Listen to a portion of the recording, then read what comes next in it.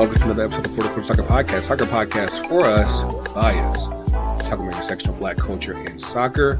It's been a long time. I shouldn't have left you without a dope beat step two. Yes, man Grego is back. It's been a few weeks since we've laid anything on you. It seems like the last thing that we did have for y'all was talking about Messi, and guess what? We're still talking about fucking Messi. and to join us this week is our Messi insider, the king of Cali himself, Cali Urrutia. How you feeling, man?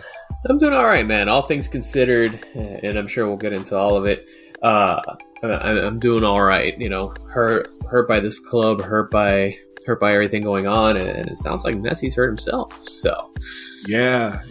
Everybody's hurt right now in South Florida, and it's it's something where I don't want to say I told you so, but at the same time, kind of did, and but yeah, we'll get up into that in a very quick bit. Of course, again, it's been a minute since we laid one episode on you guys. Yeah, we're all still alive. Just life got life for a quick bit, and we're back on the road again with you guys. Thank you guys for joining us. Podcast apps, Apple Podcasts, Google Podcasts, Spotify, Anchor, Stitcher's dead now. So don't listen to us.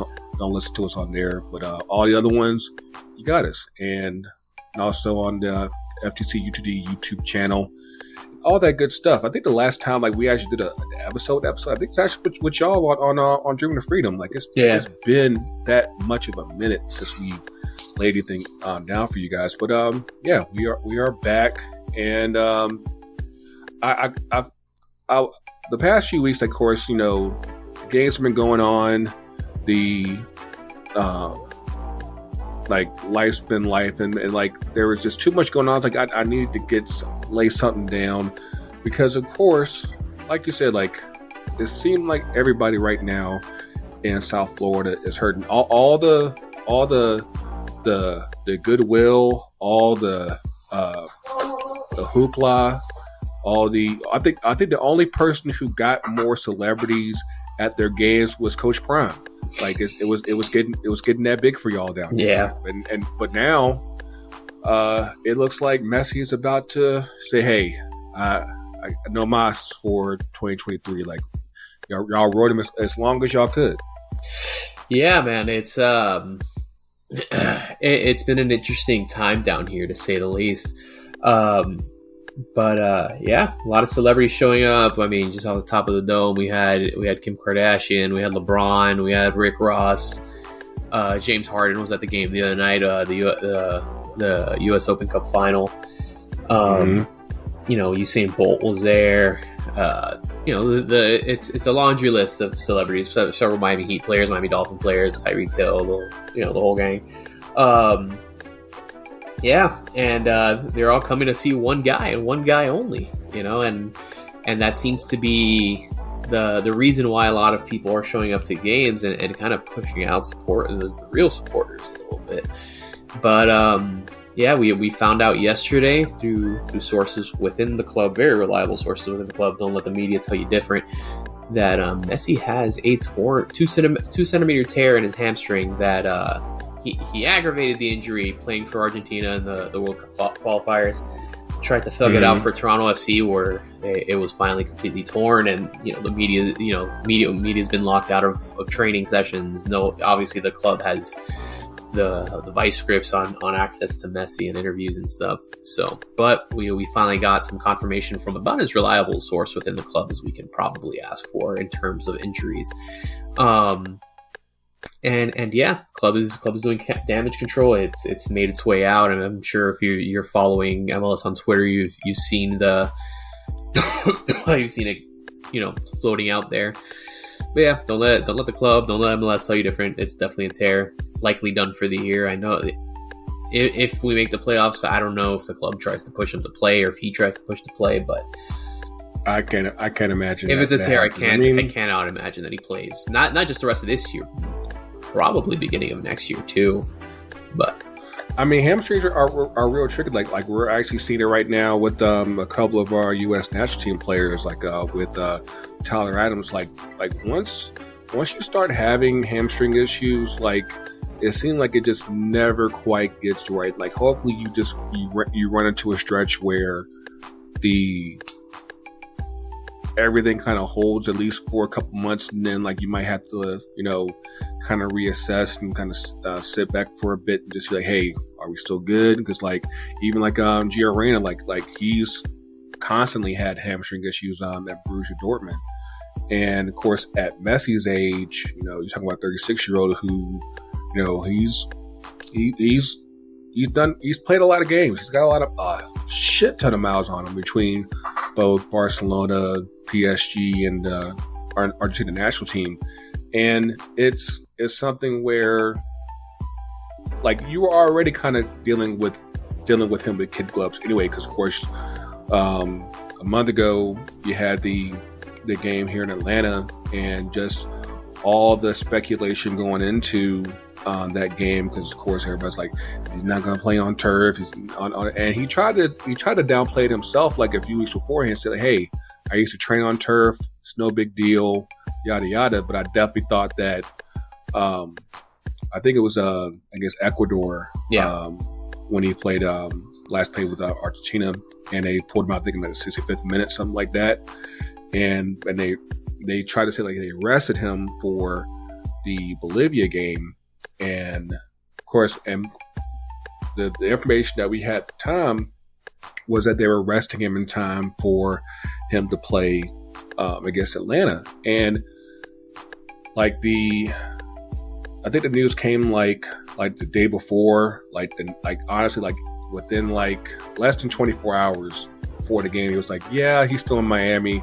He's actually at his kid's academy game, and I gotta say something about this fashion taste. Like the rolled up jean shorts, like that's a choice, man.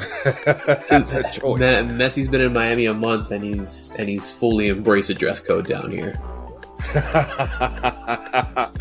My dude straight up dresses like he grew up in West Kendall.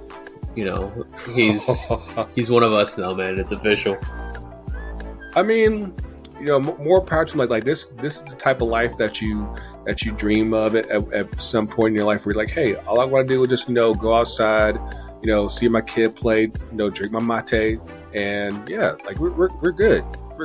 But obviously for the league's interest and even obviously with Inter Miami's interest, not having him at any future games this season, that's a big dent. And of course, we just saw this past week with Miami going down in the U.S. Open Cup final to Houston. Like without Messi, we went from the glass slipper back to the wooden shoe. Yeah, we were. I mean, Messi was definitely missed against Houston. Granted, and I do not want to take anything away from Houston. Houston played a really good game. They showed up. Houston's had a solid season. They earned it. They showed up. They played well, but we also happened to play poorly. And people forget, without Messi, without Busquets, without Alba, this is Phil Neville's Inter Miami team. This is a team that was last place in the East, and that showed. That very, very much showed. And some of the other signings we brought in have been good, like Aviles and Farias and stuff like that. But those are their kids. The 19 and a 22-year-old. It's tough to replace that experience. And you have to wonder that the club was very intentional about keeping Messi's injuries under wraps to continue to justify the ticket prices and all that. So it makes you wonder, like, if they were getting a cut out of the resales, because of course Ticketmaster they will eat up some fees in these tickets and everything, but at the same time, you're talking about like you're exploiting everyone's interest in Messi because of that you know that, hey, everybody's going to go out the way. They weren't going out of the way to see Robert Taylor. They weren't going out of the way to see DeAndre Yedlin. Like even our boy Joseph, like they weren't going out the way to see him. And like it was specifically for Messi. And it's like the longer that you would hold out and be like, okay, yeah, he might play, he might not play. You know, that keeps the market and interest in buying tickets. You know, at a real premium. Like even like for me, like I ended up not being able to go because my grandma had a birthday dinner. You know, shout out to Grandma, 84, and but at the same time, like it's funny because like I was dropping off an order to my homie Bradley that Friday night. As soon as I got in my truck, I got an email notification that my ticket was sold. And like I don't even want to say like an hour later is when the news came out that he was still in Miami. He didn't make the flight. And of course, and like even then they were like, hey, you know, he might still you know, get on a last minute plane Saturday morning. But then of course you saw the pictures of him at his kid's game. It's like, this dude's chilling. Yeah. He ain't going nowhere. But yeah, I'm like, this is what happens when you get caught up in just that hoopla, and you want to, you know, milk it for everything that you have. And of course, you know, now that he's likely not playing it anymore this season, because like they still haven't officially announced it. But of course, like you said, like, you know, trust this man when he says that, hey, if it's something regarding Messi, it's more than likely testament and sacred. So if he's down, he's definitely down. Yeah, it's I mean, and to be fair, I mean, I guess it's not to be fair. It was just how the club has always operated. They've always been very, very quiet about injuries. That's always been a big grievance of supporters towards the club, that they never want to disclose the severity of injuries. We're usually finding out again, like they can keep things under wraps as much as they want, but leaks are going to leak. And you know, as well connected as some of us within my circle are to the club, you know, we're gonna find out. Yeah, I'm very interested to see how the club operates moving forward in terms of how they talk about Messi. But even yesterday, during an interview, someone, you know, one of the tweets from my boy Caden in the network went pretty viral. And they asked him about it, and he just danced around the question completely. He said, "Oh, what if the reporter's wrong?" You know, and so they're, you know, they're ducking right now. But eventually, people are going to start banging the table and asking, like, why should I spend $250 to be in the supporter section to watch, you know, Robbie Robinson run out there? I mean, and that's a legitimate question. I think that, you know, like, again, like you're spending this money to see one specific player. It's not Drake Callender. It's just not. Yeah. And, you know, and I love Drake Callender. I've become a big fan of his, but he's not that guy. But I think that, and especially given what's come out in the past, like 2-3 days now, it's one of those things where you're truly trying to gouge out the existing fans and probably trying to create a new subset of fans that, you know, without Messi there, it's like, it's hard to justify spending that kind of money. And I think this is the first sign of where we're probably in this next phase of Inter Miami, where you're the type of community that you're trying to build is more upscale, it's more upper class, it's more chic. And again, that might work for some people, but at the same time, and I've said this for quite some time, you know, both in my personal socials and on the FTC socials, like you're going to see a dynamic be created where the opportunity will be there for there to be two Miami teams. One that's, you know, the team that of the rich, and the rich and fabulous, and then you have the team that's more for the people, that's not gonna try to take care of its community and try to take care of it's not gonna bleed you dry for season tickets like Inter Miami's about to do. And for those of y'all that don't know, like, Inter Miami plays out in Fort Lauderdale. I said Broward County, Broward right? County, yeah. So if you live in pretty much in the heart of Miami, you got to travel a smooth hour just to get to these games. Easy hour.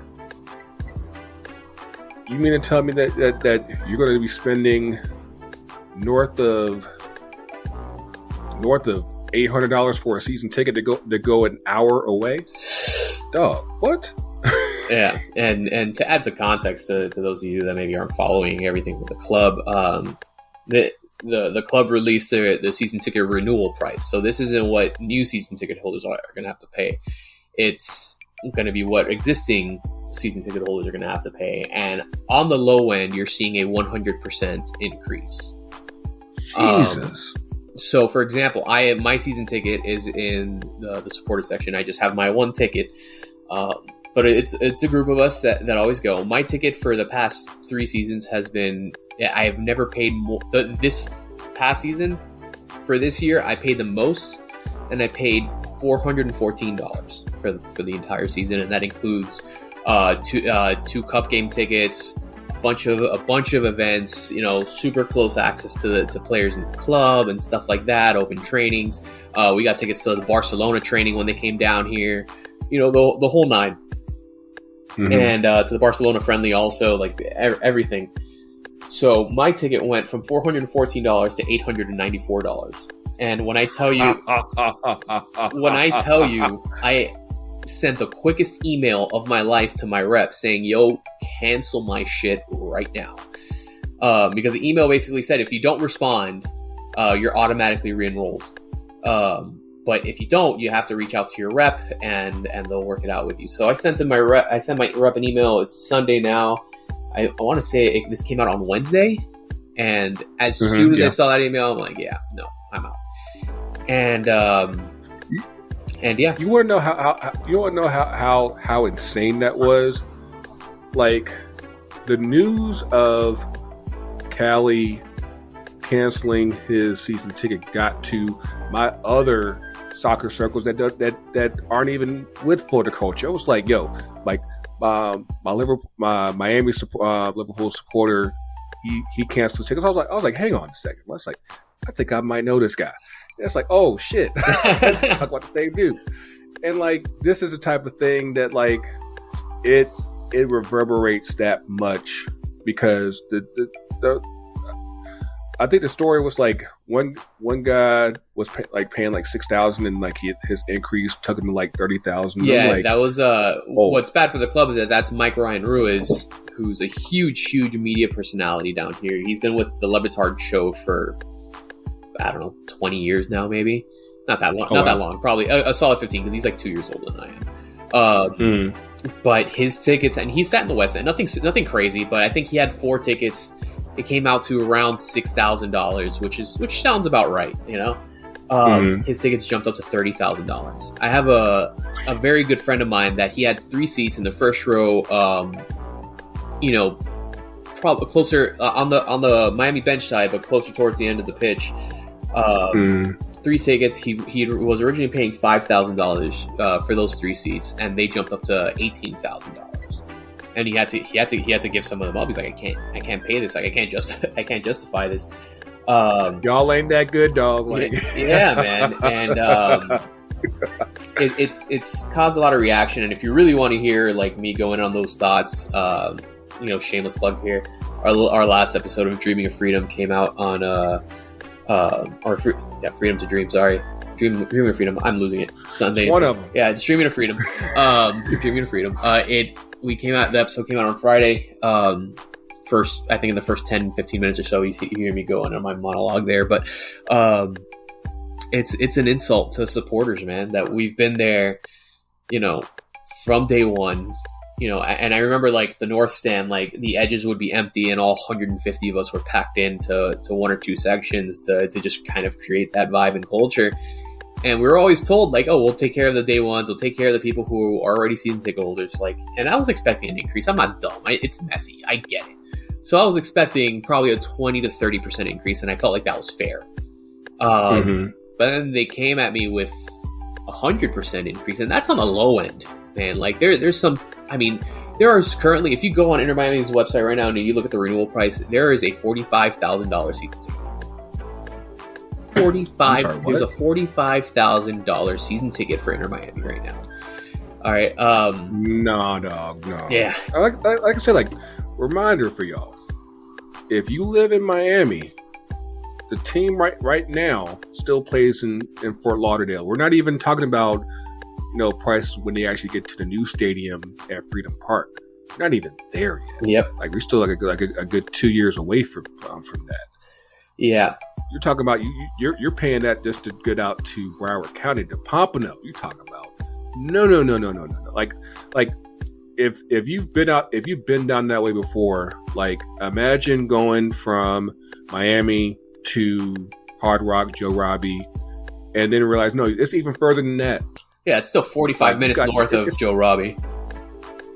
Like it takes a real commitment to make that drive. Like that takes love for the team that you support, the club that you support, to go out that far and keep doing it every week. Like it's different. Like when I always make this comparison, like when it's easier for people to go into the city for a game because more than likely you'll find other reasons to go into the city for games and things like that. It's another thing like when you got to go all the way out to the suburbs and you're way out in the cut, and it'd be like for us if me, I live in College Park by the airport, and if Atlanta United we're playing full time out in Kennesaw, like it might be good for TK, it might be good for a couple other of our homies, L and everything, like, but for me, I'm like, oh, dog, like you might be lucky if I get out there once a month, maybe. It might be more like once every other month, and if that, yeah. And that's something that, again, like you're talking about, like committing a full season to, like you're making that trip like what 18 times a year. Yep. Yeah, if you go to every home game, that's 17 games plus at least for this season 2 cup games that you were given to. Then the team Leagues Cup. Yeah, and then you're giving, and this is just if you're going based off of what you're given with your season ticket. You have the 17 home games, you have two cup game tickets, you have a couple friendlies, you have the access to a couple open trainings, autograph events, parties, like certain like season ticket holder parties, things like that. But it's a hike, man. The stadium's really out west. It's in Pompano Beach. It's like basically on the edge of the Everglades. It's really far out there, man, and it's an absolute hike. And obviously in Miami, it's a little easier to get around. I mean, we have terrible public transportation, but there's still public transportation that drops you off at the stadium, where Miami Freedom Park would be. But yeah, man, with these, I know a lot of people that are diehards that have been going to these games that aren't renewing because they can't afford it. So I think for next year, for 2025 or 2024, which is going to be presumably the last season in Drive Pink before we move to Miami Freedom Park, where they just broke ground on building a couple weeks ago. Yeah. We're going to see a very different dynamic in the supporter section throughout the stands. It's going to be much more corporatized, and I think the best comparison is going to be to Miami Heat. That you're going to see the beginning of the game is going to happen. Place is going to be half empty, and then you're going to see a bunch of suits in the west stand. You're going to see a couple people in the north stand, and it's not going to have that same kind of Miami barra type of like Latin culture that it's had. It's going to be very corporatized. It's going to be very stiff. It's not, and it's because they're not catering to supporters of the club anymore. They're catering to wealthy people who want to attend an event. The money. Yeah. So I mean, it's really unfortunate because, again, like for guys like you, like that have been there since day one, like y'all have seen all the downs and missteps the first few years of Inter Miami, and probably even going before that when because like it took a smooth 6-7 years before from the time it got announced to when it finally had your first game. So you're talking about like people who have committed probably a solid 10 years to the culture in for Inter Miami, and for this to kind of come down like this, and like that's fucked up. It just is. And actually, if they're charging this much for people to go out to Fort Lauderdale, I would absolutely shriek at the thought of how much you're going to be charging once they get to Freedom Park. Yeah. And yeah, it's going to push out a lot of people. All I can say is, Miami FC, we know you're still out there. We know you're still a thing.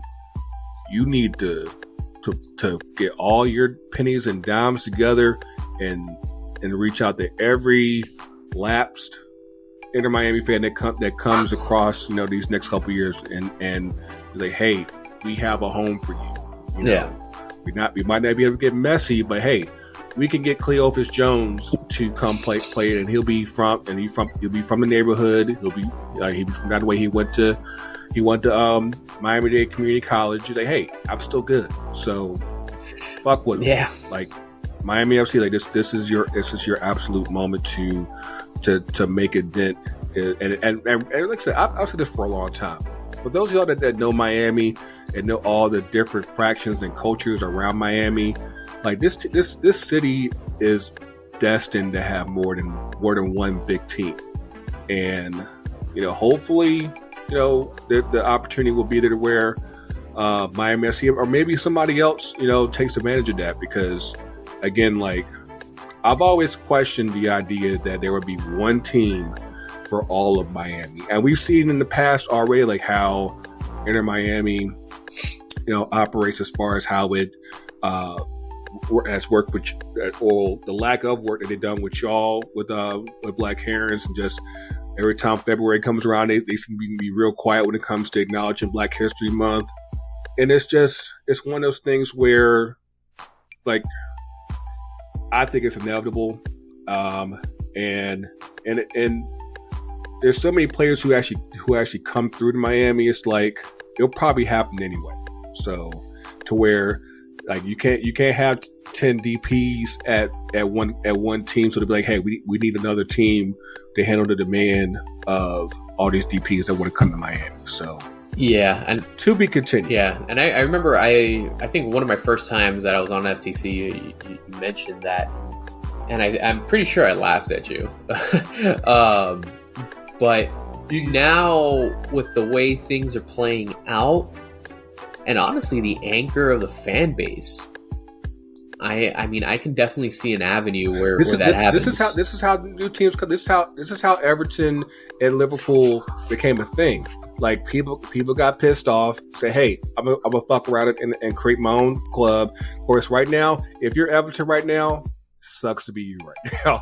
But this is how it all happens. Like you get the gumption, like, hey, we need to do our own thing, do things our own way, and that's how it goes down.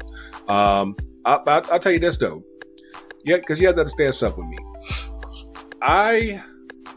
I'm the person who, for about a smooth 10 years, got ridiculed for saying that Canada should have their own league. Everybody kept saying that it would never happen. What ended up happening? The Canadian League. I'm trying to tell you, like, you need to listen to me more, man. I be knowing. I just be knowing. Yeah. And it's I mean, Miami FC has an interesting opportunity here because, and there's going to be a lot of displaced Inter Miami fans that now find themselves without a home, but crave live football, and crave competitive football. And the issue with Miami FC is that on the positive, they are very centrally located. They play out of FIU, which is in the heart of Southwest Miami-Dade. Easy access, easy to get to, plenty of parking, nice stadium. It's a college football stadium. It's plenty of seats around, but they don't market themselves. You know, like, and me as someone who has their finger on the pulse of soccer and you know, Florida sports in general, I often forget that they exist because they don't market themselves. They don't put themselves out there. I often forget that they exist because they don't show up. But the guy I mentioned earlier, Mike Brian Ruiz, that tweet that we talked about how his tickets went from 6,000 to 30,000. I actually just pulled up Miami FC's Twitter, and they quote tweeted his saying, "Make sure to lock in your season memberships at family-friendly prices for football on the 305 before our last home game of the season." So, I mean, it looks like they're starting to jump on it a little bit, but there's definitely an avenue where Miami FC can definitely acquire a solid amount of fans because, one, people don't want to drive from Miami-Dade County, especially Southwest Miami-Dade County, all the way up to Pompano for an exorbitant price, and on top of that, to have to pay for parking and the whole song and dance. And they can potentially have a pretty decent squad. I don't know how their seasons look, but again, that's because they don't advertise, and I don't have my finger on the pulse of USL soccer like a lot of people do. But yeah, I mean, Inter Miami is definitely going to dig themselves in a hole, and it's going to be a very interesting case study to see how this club justifies those prices after Messi leaves. Because if they can't snag a superstar that matches that caliber, and again, Messi's probably the only soccer player in the world that has that type of polarity and gravitational pull that everyone just kind of loves him. You know, he's not a polarizing figure like Ronaldo or Neymar or something like that you'll find just as many people who hate him as love him. You know, Messi is pretty universally beloved.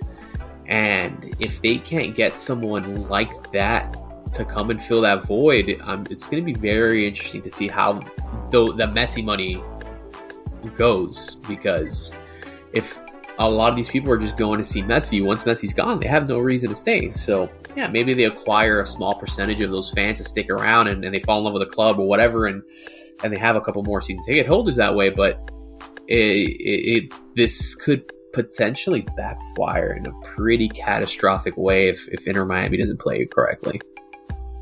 Yeah, I definitely agree, and this will definitely be something to keep an eye on. But not to anger you anymore, we're gonna change paces and go across the water over to England. And listen, this just hasn't been your weekend, man. Just no, sir. Like because between the Inter Miami news and then just this Spurs Liverpool game, can you catch a break? Apparently not, man. Apparently that's not in the cards for me on this weekend. And it's funny because last weekend, and I put out a tweet because on Sunday of last week, Inter Miami won. What's it called? Inter Miami won. Liverpool won. The Marlins won. The Dolphins won. And I said, surely this next week's going to be terrible. And man, goddamn, if that wasn't the truth, I don't think I've ever been like. I'm still mad about that. I'm still mad about the Liverpool Spurs match. I'm still every Liverpool fan that I know is just, I mean, hot. It doesn't even conjure up the right sense here, because like I had you, I've had people in our culture chats. I mean, like everywhere. It's just been like this ref is absolutely full of shit. It makes no, like, he should be suspended. He should be banned. Like all of this, because mind you, like, so for those of y'all that don't know, again, Spurs played Liverpool Saturday. They had the 12:30 game, and you basically had two Liverpool players sent off. You had a goal by Luis Diaz get called back, and that one was so bad that the Refs Association, the PGMOL. I didn't know that was even the acronym for them. But they said, yeah, this was a significant human error. Not even just like, nah. It was like, no, it's like, hey, y'all fucked up.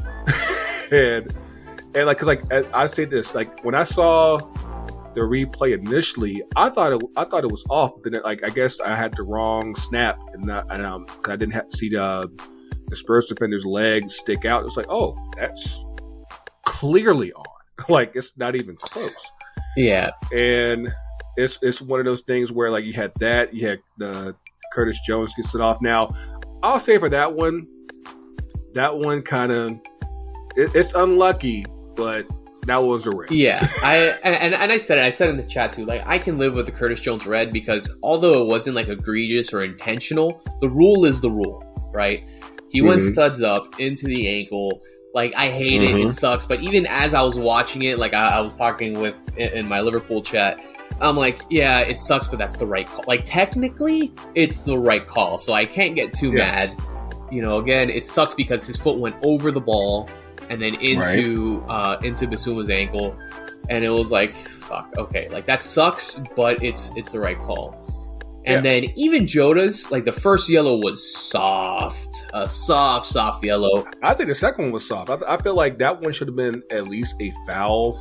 And if it's one of those where it's like, it's two things. One, it's soft, but at the same time, it's still reckless to where, why would you make that tackle knowing you have Jota shouldn't have done that. And the thing is like, I will very, very generously, because if I get too much into it, I'm going to be like that episode of Always Sunny in Philadelphia where Charlie Day is like there with the strings and he's smoking a cigarette, hasn't slept in days. Like, I'll get into that, but it should have very generously been a 2-2 draw. If you told me before the match that Liverpool would go into Spurs and draw, I would live with that. I'd be like, you know what, a top 6 club on the road, you know, tough environment, it's fine. I can live with a draw. But man, when I saw Diaz's I saw him score, and I remember I got up and I started screaming because we're down a man, and we came back and we put one on, and it always felt like Liverpool were in control, even down to 9. It felt like Liverpool had pretty solid control of the game. That was something I noticed because, like, I actually missed the game winner that was scored, and I was like, why does it feel like Liverpool is still having largely their way despite being short 10 men? I was like, this ain't adding up. And of course, you know, Spurs have had a pretty solid start to the season under the new coach Angie, who looks way too much like the dad from the first 1 years. So that's a whole different story. But it was just something I was like, Liverpool still having their way to where if they hold this draw, I would have seen it as a win for Liverpool easily. And what a lot of people don't realize is, like, when you're down a man, that doesn't necessarily make the other team more likely to score because your defense doesn't change. It's just harder to score now. The change always comes into the attack. When you go down a man, you know, you pull from the attack. You do not pull from the defense. So we're down to 9, and again, like, I can almost live with both of those guys being out. Like, technically, I guess the right calls or whatever. And with Jota, even if it's a soft yellow, or it should have just been called a foul, it was reckless. You did yourself no favors by sliding, doing a slide tackle in that moment or whatever. But the officiating the entire game was so egregious because, and I am the last person to ever blame officials because I do think it's lazy, and I do think that it's, you know, it's a cop out. You know, it's what a pissed off fan does when things don't go their way. But sometimes, yeah, man, it's like, and you saw Basuma put his hand into, I want to say it was Luis Diaz's face, like straight up, like face push him, nothing.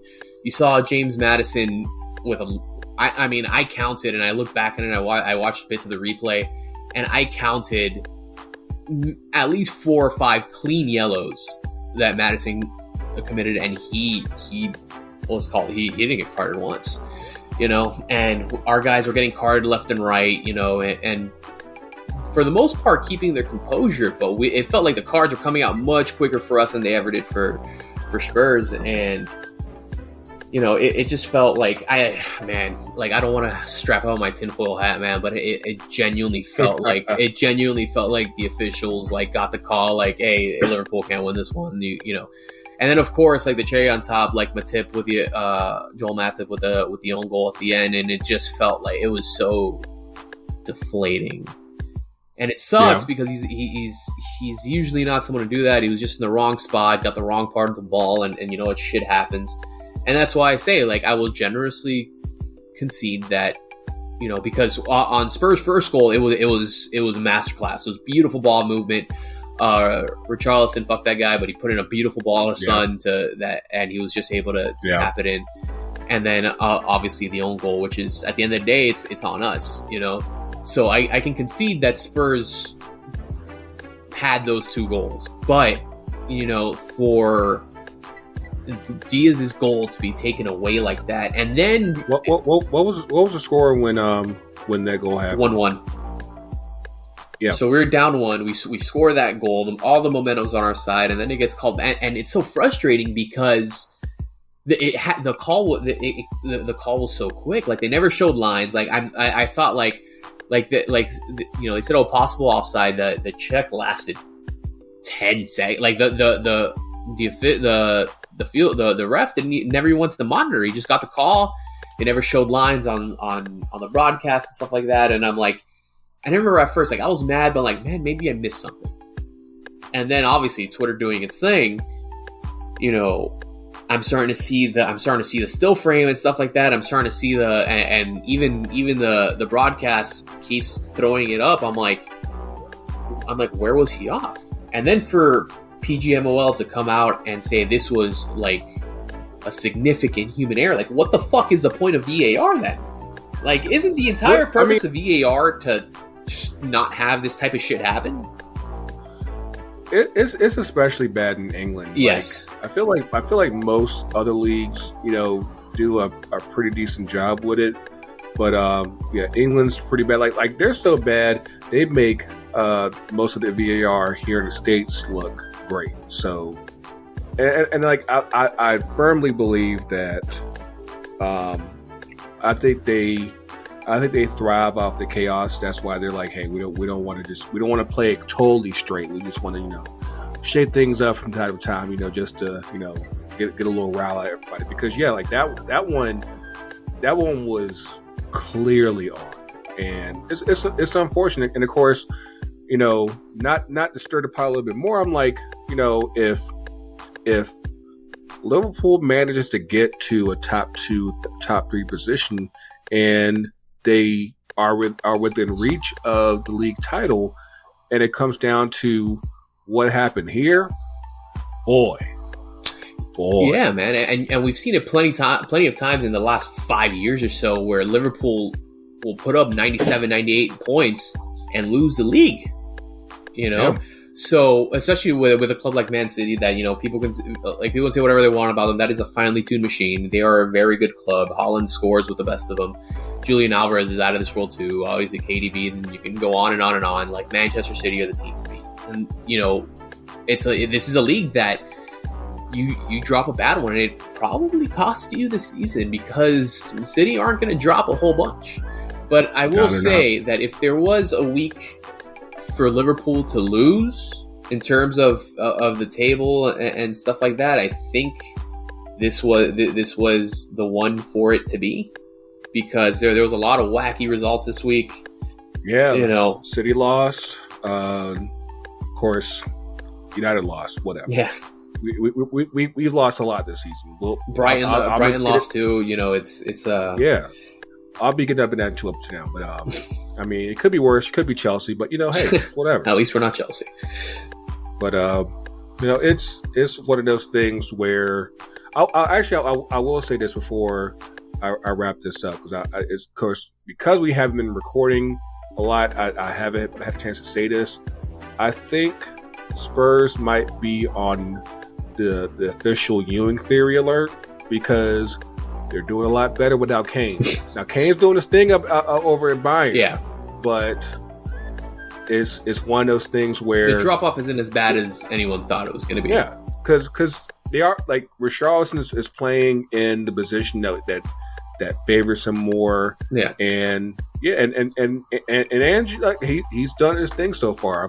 I think that unlike some of the other coaches that have come in the past few years, and like they get hot real quickly and then they fizzle off real fast. I think that especially with Kane being gone, with Lloris being gone, like I think there's a different level of pressure now to where I think that everybody's able to breathe and just do their thing. And it's something that I think that going forward into the season, it's going to be real interesting to see like how long they hold this up. But again, I don't even like what happens with, especially in this case where the refs clearly say that, hey, these game refs fucked up. But yeah, again, it's the injuries all around this, man. Like it's really unfortunate. Oh man, but yeah, the frustrating part is you know it's egregious and you know it's bad when PGMO, the FA officials union just says we fucked up, because they usually you know they're like cops, man. They'll go on the line to die for their own, and but the thing is, it's like, and I get they won't do it, but like they won't go back and say, okay, we need to award Liverpool that goal, and it changes the result. But I understand the precedent in that is it creates a bit of a slippery slope. But it's just amazing that the biggest league in the world is so bad at VAR, whereas MLS, I think they haven't. They make MLS look good. Yeah, that's all I can say. Because I mean, obviously, we can go all day about pro and just the mess there. But yeah, for a league that has as much money put into it, it makes no sense for them to have such dog shit VAR, unless they just know it's like, yeah, we are banking on the fact that, hey, we're not going to get every call even still, and it's just wild to me. It's wild to me. But I said, but yeah, hopefully this doesn't ruin your season completely. But I did want to give a shout out to TK and Mayor Kane. Again, the last bit of content that we recorded was we were out before and after the Inter Miami Atlanta game last month. We did a round of 5 questions around the supporter culture and everything, and that's actually pretty fun. Like, I'm hoping that we can do that some more. Of course, the season's starting to wind down here, but hopefully we can do at least once or twice going forward. Maybe even do a trip during the playoffs. Have to see like how everyone's adulting in the next month or two, because again, life be life sometimes. But I definitely want to give a shout out to Mayor Kane and TK for that. Also, in case you haven't seen us on the YouTube channel, like, of course, shout out to TK. We've been he has loaned us his studio space for us to record some episodes as of late. So if you haven't seen it on the podcast feed, it's definitely been on the YouTube feed, and we've been having a lot of good fun there. I think we're going to be back in there later on this week, and we got a special interview. Our guy from Jackson State Women's Soccer, Kevin Larry, he'll be on the show, and I've heard he got some things to say. So I'm looking forward to that, and just know that. Shout out to everybody that's been getting at our 404 kit name sets. If y'all haven't seen those, definitely check out the Instagram and the TikTok and the Twix machine. We posted on everything, and I said I like we said a few weeks back. We know that we were bitching about the kits back when they first came out, but that doesn't mean that we don't know how to drip these bitches out. And especially now that I've been able to get a nice layout as far as how everything will look like, yeah, come at us.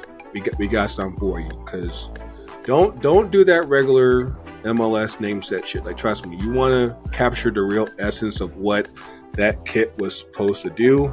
Come at us. ftcutd.com/shop. I'm trying to tell y'all, this baby is nice. This baby is nice. And we've already done like a good chunk, and I'm like, yeah, like it's probably been one of my more fun name set projects that I've done in quite a bit. Of course, we're still working with that. We're still working with Black Diamonds out in New Mexico. We got actually got some names that I got to press tonight. But yeah, if you got something that you want to do, you got something that's just sitting in your spirit, you need to put on your jersey, get at us at ftcutd.com/shop. Like I said, it's good times. But yeah, with let's get up in here. with my everything going on with Inter Miami, I'm not giving them any more of my money, but I'm going all in on Washington Spirit, and I'm ordering a blank jersey just so I can take advantage of your sweet deal going on. Actually, so like, of course, when we were up in DC for the All-Star game, we had, of course, I gave the team some custom shirts, DC themed shirts and everything. The guys got the ones with the DC flag design, and the girls got stuff with the cherry blossoms. Like, trust me, Mama Wrist, wherever you are, that name set's still waiting on you. So trust me, Spirit, DC United, got it covered easily. But let's get up here in this 2 up and 2 down. And since TK can't seem to get his audio together to save his life, I'll go ahead and start with Cali to get us up in here. What you got, man? All right, I'm going to start with down just because we've been touching on it so much today, and it's been weighing heavy on me since the club announced these huge ticket prices. It's so important that we can't do anything about club ticket prices, right? Like we can march, we can kneel on Twitter, we can scream into the void and all that stuff. And rich white dudes going to be rich white dudes, and they're going to charge as much as they want for tickets. But I think it's so important to lean into clubs, like Black Herons United, like Footy Mob, like Black Diamond, like Chicago Blackfire, Rose Room Collective, all them. It's so important to lean into those communities and join in solidarity with people just, fighting for us, fighting for often the overlooked, the marginalized.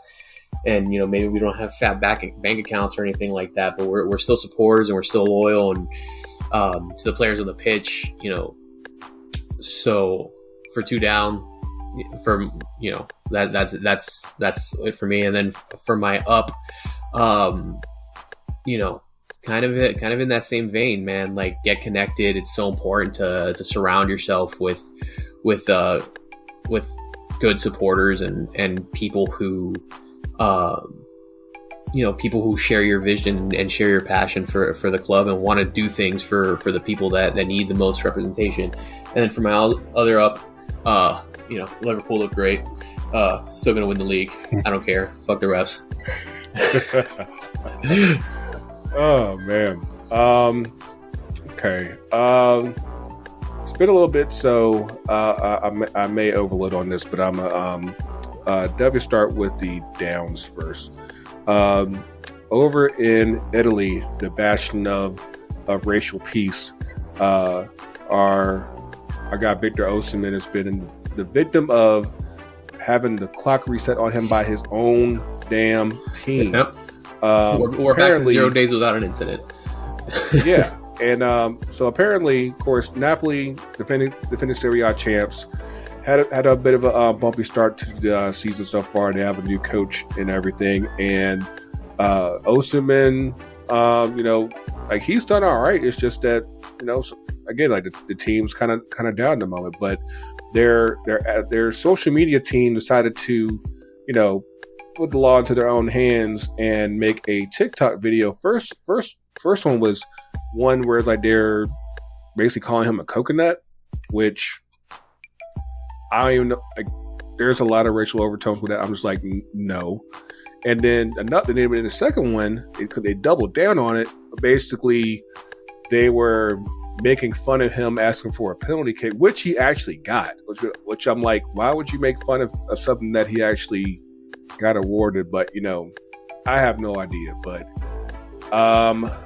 it's led to statements and potential lawsuits, and I'm not sure what will be the future of Slick Vic in Napoli, because I think he's in the next to last season of his contract.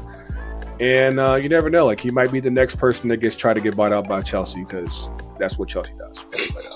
But yeah, it's just absolutely wild that they would turn on. So this is the guy who literally won you the league last year, and you're just shitting on him, just like it's nothing. It's like, hey, you're dirt. It's absolute trash. My second down. What was it? No. Actually, I know what it was. Actually, just more so of a personal one for me. Back in the day, back when before I was knee deep up in soccer, I used to like baseball quite a bit. I used to be a pretty decent Red Sox fan, and just got word today that their former pitcher Tim Wakefield died of brain cancer at the age of 7. I remember him going back to when he was with the Pirates and they were playing the Braves in the NLCS, and that knuckleball was something dangerous. And I from an early point, I just knew, I was like, yeah, that the knuckleball is just nothing to fuck with. If you can actually get that science down, it's absolutely crazy. But and then of course later on he made it to the Red Sox and won a couple World Series with them. And like I said, he was always just a low key dude, and just he did his work, and he did his job. Of course, he had been keeping it largely private until, of all people, Kurt Schilling, resident MAGA head, decided hey, he's fighting cancer and all this stuff. And I'm like, maybe he just wanted to, live his final days in peace, and then you got all this stuff coming up on him. And of course, I think that was on Friday, and now he's gone, which I say is truly unfortunate. And one thing I've always said on the show, it's hard work getting old, and it's a shame that he's left us so early and everything. And condolences to his family, his friends, his actual friends, not Christian. My ups. I do actually have ups. Turning here to the home team real quick, because it's been a minute since we've actually talked about them. We actually are looking halfway up, because we for once in their lives, they actually made some half decent moves in the summer. We have new players. We have Shande Silva, and I'm not even going to try to say that last name. I just call him Saba, because there's just no way. Who else would we get to, K? We actually got some help, and it's actually turned. Oh, my guy Mayumba, dude, he can stay here as long as he wants, because he's been an absolute godsend in the midfield. But yeah, of course we happened to beat the Messiless Miami 5-2, and so we've managed to do pretty well in the past month or so since they've all come in. And we actually managed, I think there's still one guy that's yet to play it, because his visa took forever to finally get cleared. So, I like the moves that we've made. We actually added some depth. Our guy Yako, he's tied for the league in goals. Like I said, things right now are pretty dope right now. So we didn't play this weekend. We play on Wednesday against Philly, and then Saturday against Columbus. Our guy Game Day Ty's going to come up in town, so hopefully we can link up with him next weekend. But things are looking cautiously good right now, so we'll see where things go. Last but not least, and I know TK's going to be really proud of me when I say this, but I think I am officially a full-on Applehead now, because welcome. The 15 just came out a couple weeks ago. Of course, it's now in the stores now. Went ahead and ordered a 15 Pro Max. It came in, I think it was Wednesday. I already had all my cases ready. I had my screen protectors ready. Got everything all nice and silky smooth. And then on my MacBook, I got the new Sonoma update. Yo, that new wallpaper shit, that shit looks fucking, it's wet as fuck. But yeah, I think all I need now is the Apple Watch, and then it'll just be you can just put a whole Apple tattoo on the side of my head. I'll be fully branded. But yeah, it's I'm liking the 15. Of course, this is the one that finally has a new USB plug up in there. That's been coming for a good while. Thank you to Europe for that. And but yeah, it's so far so good. And it's good times. But I mean, yeah, I'm glad that we were able to get this episode out there too. Of course, again, look out for us this coming week. We're gonna be up in the lab with TK, and I heard on rumor we might even have Coach Tony up in there this week. So look out for us there. What else we got here? Like I said, it's been fun chopping up with you two, Cali. Again, if you don't listen to us, make sure you're listening to them, because again, I'm pretty sure that even for all the ranting that Cali did with us on this show, it sounded like Dreaming of Freedom. It's just nothing but ranting, and it's all valid. It's all valid. But keep up with us on the conversation continues on the socials at FTC, UTD, Facebook, Instagram, and on the Twix machine. We're also on Threads. Threads, I heard, is finally getting their shit together, so we might get some more conversation going on there as well. And of course, FTC UTD Pod on TikTok. We actually are posting videos, so make sure you catch us on there as well. But yeah, hopefully by the time you hear us again, TK will have his audios together. I know everybody else will. Yeah, I really don't have much. I usually have something quippy to say, but right now I'm hungry, so I'm just wrap it up here. Coach is real. Coach is everywhere. Y'all stay safe, y'all. We'll see y'all soon, and we out. FTC UTD.